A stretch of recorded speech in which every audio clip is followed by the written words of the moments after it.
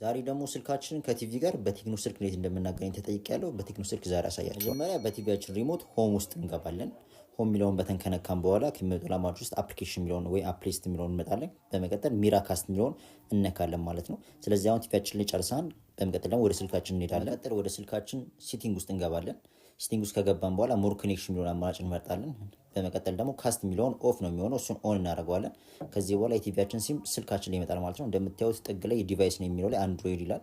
ስለዚህ አንድሮይድ 5621 የሚለውን እሱን እንመርጣለን። ከዛ በኋላ እንደምታዩት ዋይፋይ ዳይሬክት ኮኔክት ይላል። ከዚህ በኋላ ስልካችንና ቲቪያችን ተገናኘ ማለት ነው። ከዚህ በኋላ የፈለግነውን ከስልካችን ወደ ቲቪያችን የምንፈልገውን ፋይል ወይ ነው የምንፈልገው ነገር ከፍተን ሼር ማድረግ እንችላለን ማለት ነው።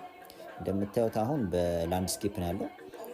በፖርትሬት የሆኑ ደግሞ ቪዲዮችን ደግሞ አድርገን ደግሞ ስልካችን ስናዞረው ወደ ጎን ይሆናል ማለት ነው እንደምታዩት። ስለዚህ ከዚህ በኋላ የምንፈልገውን ነገር ሼር ማድረግ እንችላለን ማለት ነው። ያልገባችሁ ነገር ካለ ኮሜንት አድርጉልኝ። እንዲሁም ደግሞ በቀጣይ የሚሰራላችሁን ቲቪ እና ስልክ ኮሜንት አድርጉልኝ። ይመቻችሁ።